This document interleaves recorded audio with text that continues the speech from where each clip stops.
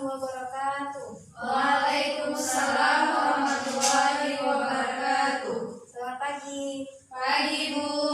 Apa kabar semua anak-anak? Baik, Bu. Alhamdulillah, semoga kalian selalu sehat ya. Amin. Yaudah, sebaiknya kita berdoa dulu sebelum belajar. Berdoa dimulai. Bismillahirrahmanirrahim. Rabbil zidni ilman warzuqni fahman. Amin. Siapa yang masih ingat pembelajaran kita minggu lalu? Saya, Bu. Kita minggu lalu belajar tentang Daulah Mamluk. coba kamu jelaskan proses berdirinya Daulah Mamluk. Daulah Mamluk itu berdiri setelah berdirinya dinasti Abbasiyah yang berdiri selama 79 tahun. Daulah Mamluk juga berhasil mengalahkan Mongol, dan karena berdirinya dari Daulah Mamluk ini daerah Mesir dapat merasakan kebudayaan dan kesinambungan antara kebudayaan dan institusi politik. Baik, berarti pembelajaran minggu lalu kita dianggap selesai.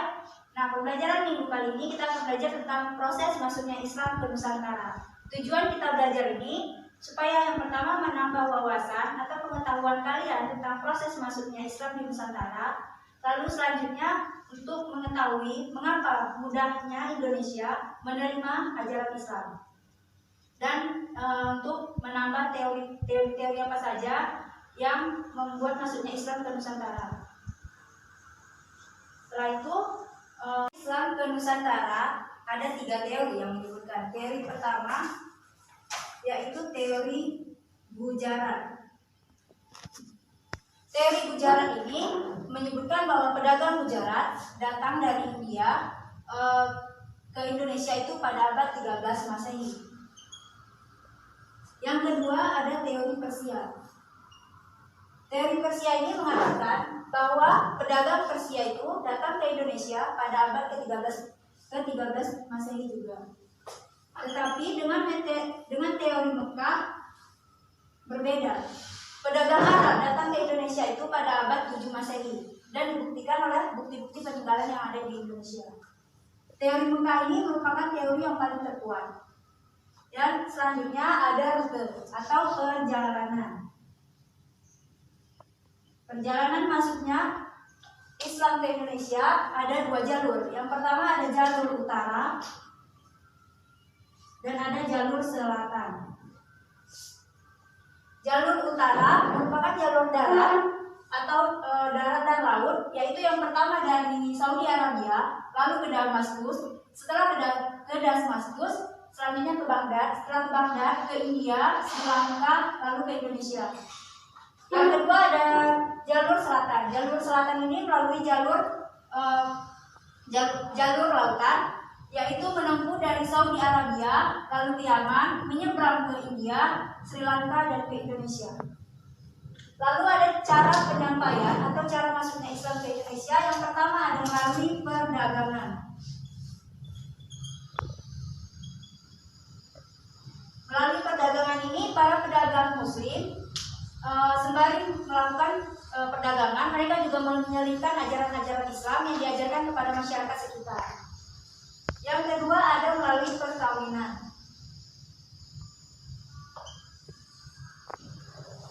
Nah, ternyata pedagang Arab itu juga tertarik dengan wanita-wanita di Indonesia. Mereka melakukan perkawinan, tapi dalam Islam syarat sahnya perkawinan itu harus seiman. Jadi para pedagang itu menarik wanita-wanita itu untuk memasuki Islam, dan mereka mau karena mereka juga sudah tertarik dengan ajaran Islam.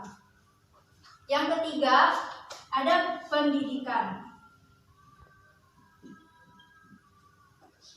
Pada masa peralihan perdagangan, para pedagang ini mengadakan pendidikan atau mengajarkan kepada masyarakat sekitar tentang ajaran-ajaran Islam yang membuat mengapa masyarakat Nusantara itu bersedia, karena mereka sudah tertarik dengan apa yang dibawa oleh para pedagang Muslim itu, mengajarkan dengan sangat ramah, damai, dan berperilaku dengan sopan.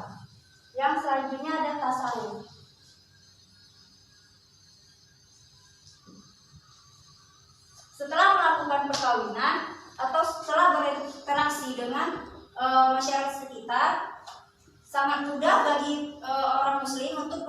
dakwah atau melakukan tasawuf, yaitu memperkenalkan diri agar dekat dengan Allah Subhanahu wa taala. Lalu selanjutnya ada kesenian.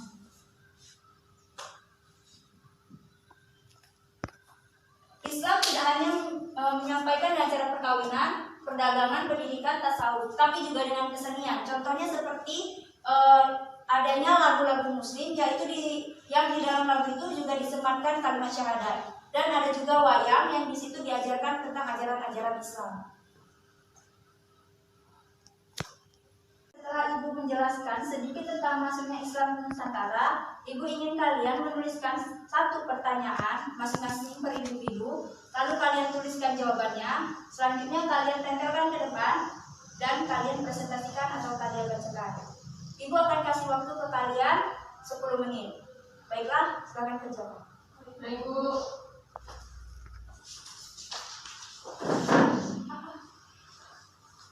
Selesai anak-anak? Sudah, Bu. Nah, Ibu mau kalian menempelkannya ke depan.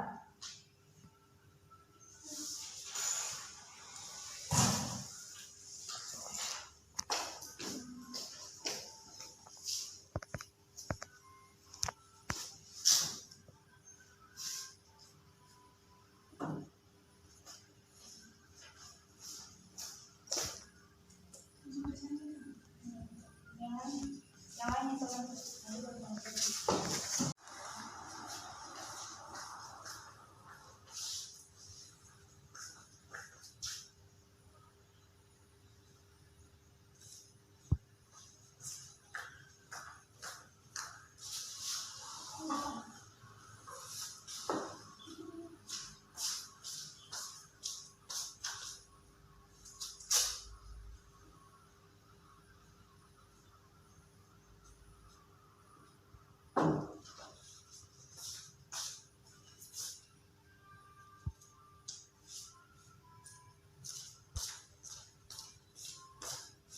Selanjutnya Ibu akan menunjuk salah satu di antara kalian untuk maju ke depan mempresentasikan apa yang sudah kalian jawab.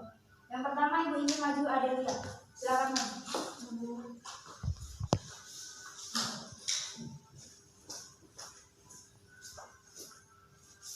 Baiklah, di sini saya akan mempresentasikan atau membacakan hasil kerja saya. Pertanyaannya, sebutkan penyebab mudah berkembangnya Islam di Nusantara. Penyebabnya itu ada 4. Yang pertama, syarat-syarat masuk Islam itu sangat mudah, yaitu dengan mengucapkan 2 kalimat syahadat.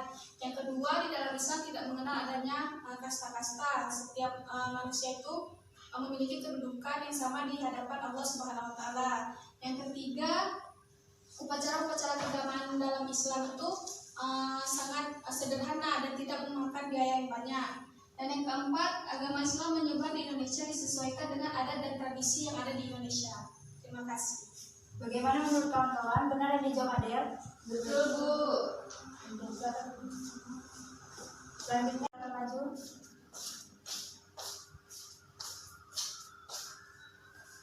Apa bukti adanya Islam di Nusantara? Adanya peninggalan seni bangunan, seni pahat, seni musik, bangunan masjid kuno di Aceh, Demak, Cirebon, dan Banten. Betul? Betul, Bu. Sudah, silakan. Berarti materi kita hari ini sudah paham semua? Sudah, Bu. Nah, kesimpulannya Ibu ingin salah satu di antara kalian menyimpulkan apa materi kita hari ini. Siapa yang mau menjelaskan? Saya, Bu. Ya, silakan. Jadi kesimpulan dari pembelajaran kita hari ini, maksudnya Islam ke Nusantara itu ada 3 teori, yaitu teori Gujarat, Persia, dan Mekah, melalui proses perdagangan, pendidikan, tasawuf, kesenian, dan perkawinan. Sudah. Kesimpulannya itu yang pertama, kalau masuknya Islam ke Nusantara itu ada melalui 3 teori, teori Gujarat, Persia, lalu Mekah. Dan rute perjalanannya juga ada 2, yaitu rute utara dan rute selatan. Selanjutnya cara penyampaiannya itu ada melalui perdagangan, perkawinan, pendidikan, tasawuf, dan kesenian. Kenapa Islam mudah diterima di Indonesia? Karena yang pertama, masuknya ke Islam itu sangat mudah dengan hanya mengucapkan 2 kalimat syahadat. Yang kedua, biaya keagamaan misalkan tahlilan tidak membutuhkan biaya yang besar seperti agama-agama yang lain. Yang ketiga, tidak ada perbedaan kasta di dalam agama Islam seperti agama-agama Hindu atau Buddha, ada perbedaan kasta di agamanya. Jadi motivasi kita belajar ini, kita sebagai umat Islam, terutama di Indonesia harus bangga bahwa Islam itu menyampaikan dakwah dengan cara yang damai, menyenangkan dan mudah dipahami, serta menyatu dengan masyarakat sekitar. Jadi sebagai muslim kita itu harus tahu bagaimana masuknya Islam itu ke Nusantara. Mengerti? Ibu. Nah, Ibu ingin kalian minggu depan mengerjakan soal-soal ini. Akan dikumpulkan minggu depan. Dan materi berikutnya kita akan membahas tentang Wali Songo. Ya, Bu.